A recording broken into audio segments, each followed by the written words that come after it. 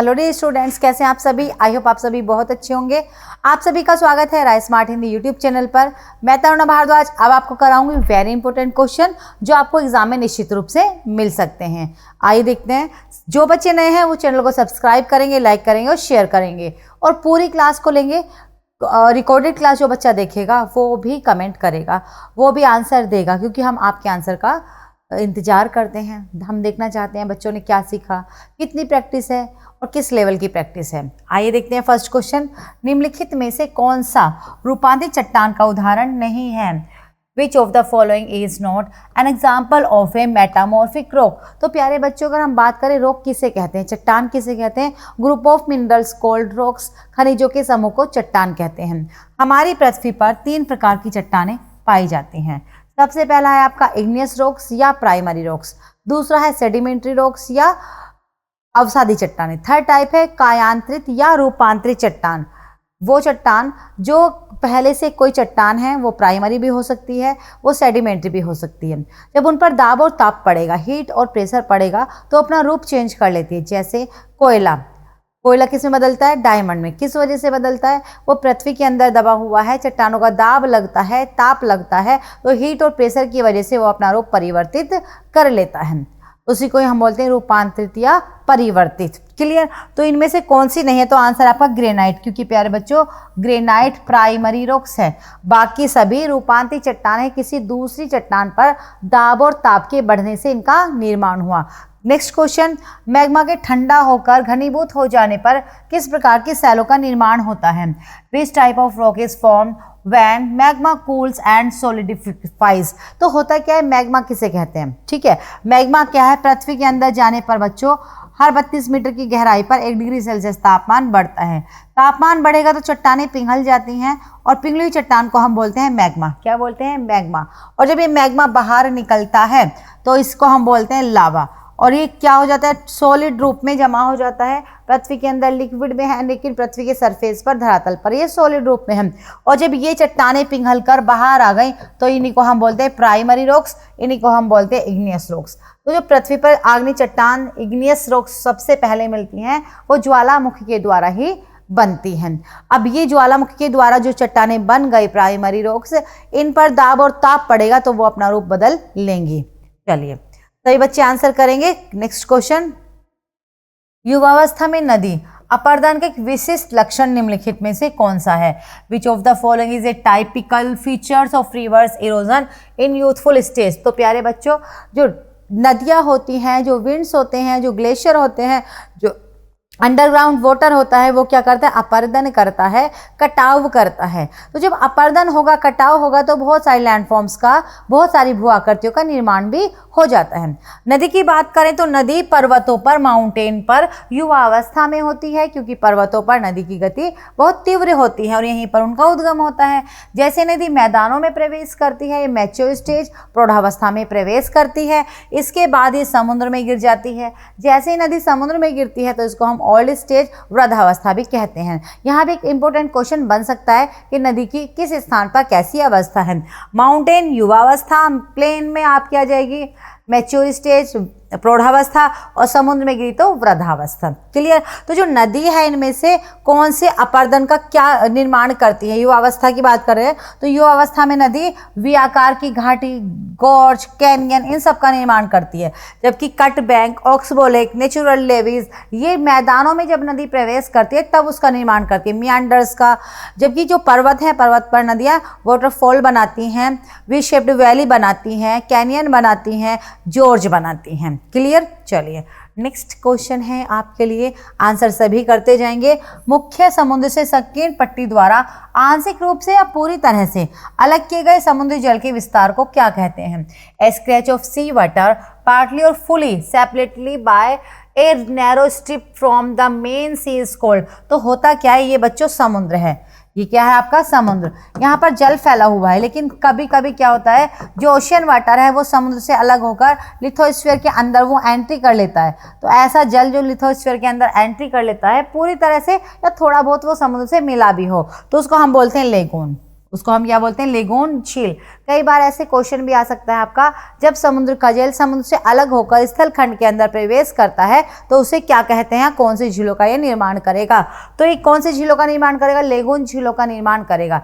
जैसे भारत की सबसे बड़ी लेगून झील कौन सी, आपकी ओडिशा में चिल्का झील। और ऐसी झीलें आपको कहाँ मिलेंगी, कोस्टल एरिया पर ही आपको देखने को मिलेंगी। क्वेश्चन है, वायुमंडल की किस परत में ओजोन परत पाई जाती है। Which layer of the atmosphere contain the ozone layer. तो हमारे प्यारे बच्चों, हमारे वायुमंडल को हमने 5 भागों में बांटा गया है, क्योंकि इन 5 भागों में जो हमारा पूरा वायुमंडल है, ना गैसेस एक जैसी है, ना एयर प्रेशर एक जैसा है, ना आपका टेम्परेचर एक जैसा है, मीन्स ना क्लाइमेटिक कंडीशन एक जैसी है। तो उनका उपयोग भी हम अलग अलग तरीकों से करते हैं। तो जो ओजोन गैस है ये पाई जाती है समताप मंडल में, और ये क्या करती है, समताप मंडल के जिस भाग में ओजोन गैस पाई जाती है ये क्या करती है, O3, ओजोन मीन्स O3, सूर्य से आने वाली यूवी रेज को, अल्ट्रावायलेट रेज को एब्जॉर्व कर लेती है और पृथ्वी का तापमान बढ़ने से रोकती है, पृथ्वी पर ही हानिकारक किरणों को बचाती है पृथ्वी को। इसीलिए जो ओजोन गैस है इसको हम पृथ्वी का सुरक्षा कवच, अम्ब्रेला ऑफ द अर्थ भी कहते हैं। चलिए, इस समताप मंडल में पाई जाती है। निम्नलिखित में से कौन सी गैस ओजोन परत के लिए सबसे ज्यादा हानिकारक है।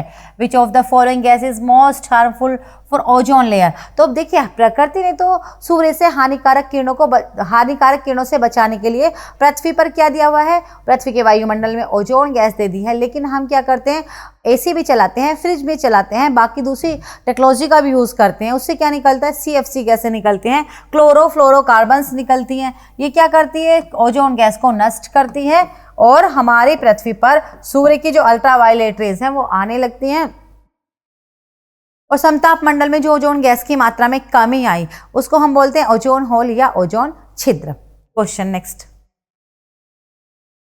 नम हवा के पर्वतों से ऊपर उठने के कारण होने वाली वर्षा को क्या कहा जाता है।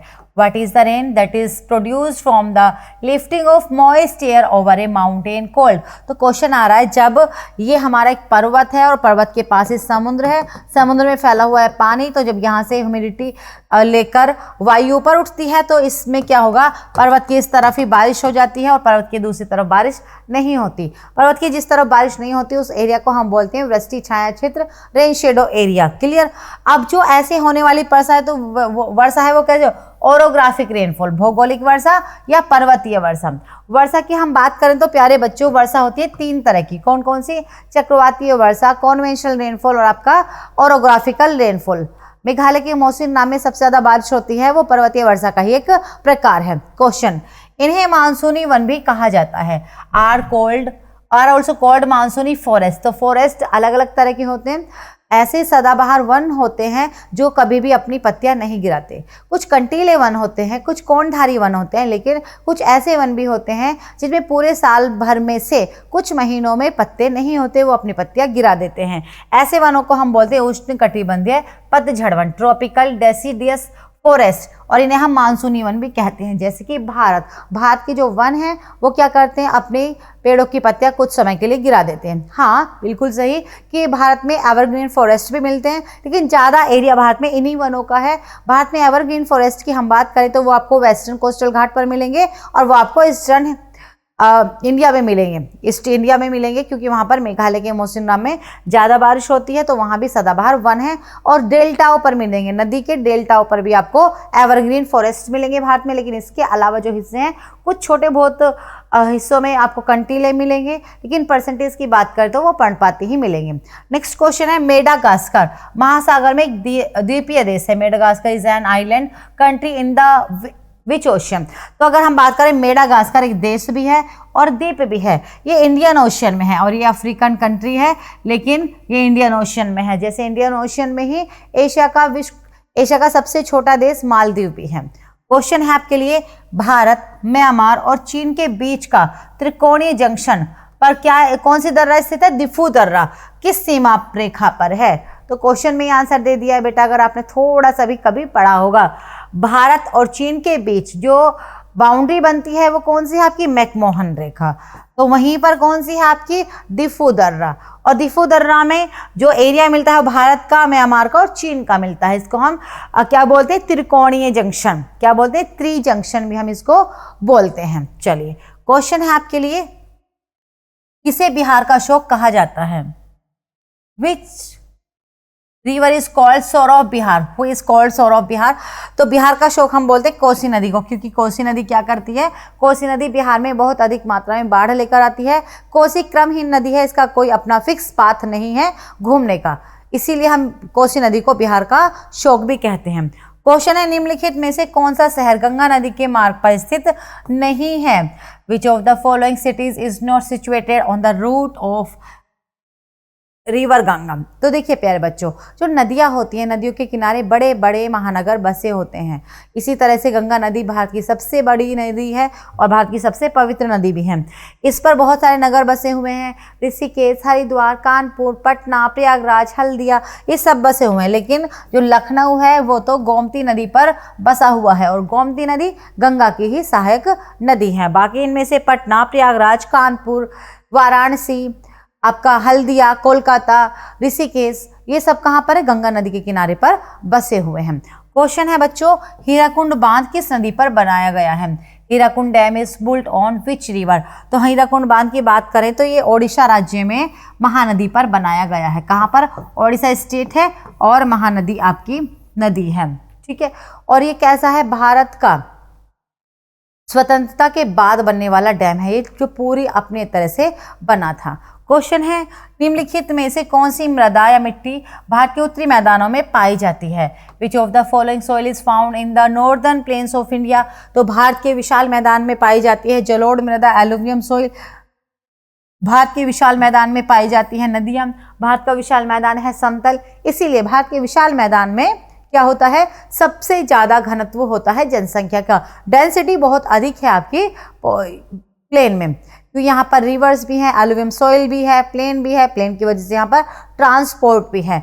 और एलुवियम सॉइल का निर्माण कौन करता है, नदियों के द्वारा इसका निर्माण हुआ है। क्वेश्चन है, निम्नलिखित में से किस देश में सर्वाधिक जनसंख्या में ट्यूबवेल्स पाई जाती हैं। The highest number of tube wells is found in which one of the following countries. तो प्यारे बच्चों, होता क्या है कि भारत में जो कृषि है वो मानसून का जुआ कहलाती है, क्योंकि भारत में वर्षा के दिन निश्चित नहीं है और मात्रा भी निश्चित नहीं है, ना तो क्वांटिटी ना ही डेज फिक्स नहीं है। कभी वो ज़्यादा क्वांटिटी में आता है, कभी वो कम में आता है, कभी वो पहले आता है, कभी बाद में आता है। तो भारत में क्या हुआ, नए नए सिंचाई के साधन मीन्स ऑफ इरिगेशन को हमने डेवलप कर लिया है और भारत में ही सबसे ज़्यादा ट्यूबवेल्स भी पाए जाते हैं और उनमें भी आपका यूपी में बहुत अधिक मात्रा में मिलते हैं। खासी जनजातियाँ कहाँ पर रहती हैं, खासी ट्राइब्स लिव इन। तो खासी ट्राइब्स की हम बात करें, गारो, खासी, जयंतिया, ये पहाड़ियाँ भी हैं और ये आपकी ट्राइब्स के नाम भी हैं जो रहती है मेघालय में। क्वेश्चन है, भारत में निम्नलिखित में से किस बंदरगाह का नाम परिवर्तित करके दीनदयाल बंदरगाह रखा गया है। Which one among the following portion in India has port of India renamed as Deendayal. तो प्यारे बच्चों, 2017 में जो कांडला बंदरगाह है जो कि गुजरात में है, जो कि एक ज्वारीय बंदरगाह है, उसका नाम बदलकर दीनदयाल बंदरगाह रखा गया है। तो जो चीज़ें बदल जाती हैं उसको भी आपको याद करना है। क्वेश्चन है, निम्नलिखित में से कौन अंटार्कटिका क्षेत्र में स्थित भारतीय अनुसंधान केंद्र है। Which of the following is an Indian research station in the Antarctica region. तो ये है आपका अंटार्कटिका महाद्वीप। ये क्या है, अंटार्कटिका महाद्वीप, जो पूरी तरह से दक्षिणी गोलार्ध में फैला हुआ है और यहाँ पर सूर्य का तापमान बहुत कम पहुँचता है, इसीलिए यहाँ पर हमेशा बर्फ रहती है, इसीलिए इसको हम श्वेत महाद्वीप, व्हाइट कॉन्टिनेंट भी कहते हैं। और यहाँ पर सभी ने क्या किया है, अपने अपने रिसर्च सेंटर बना दिए गए हैं, जिसमें भारत के भी 3 हैं, मैत्री, गंगोत्री और आपका भारती। तो ये भारत के रिसर्च सेंटर हैं आपके अंटार्कटिका महाद्वीप पर। तो ये थी आपकी आज की क्लास। मुझे पूरी उम्मीद है आपने बहुत कुछ सीखा होगा, आपको बहुत कुछ याद हुआ होगा। अगर याद नहीं हुआ है, नहीं सीखा, तो प्लीज़ रिवाइज करें, रिवीजन बहुत ज़रूरी होता है। लगातार बने रहिए rice smart Hindi YouTube channel के साथ। फिर मैं मिलती हूँ तरुणा भारद्वाज नेक्स्ट क्लास में। आपको बाकी जितनी भी मेरी क्लासेस हैं उनकी प्लेलिस्ट बनी हुई है, उनको भी आप रिवाइज कर लिया करो। आप शॉर्ट्स वाले ऑप्शन में भी जाकर मेरी जो रील्स है उन पर देख सकते हो, उसमें बहुत सारी इंपॉर्टेंट चीज़ें मैं आपको पढ़ाती हूँ। तो अच्छे से रहें, खुश रहें, लगातार पढ़ें, रुके नहीं जब तक आपका सिलेक्शन ना हो और जीवन में आगे बढ़ते रहें। थैंक यू बच्चों एंड गुड लक।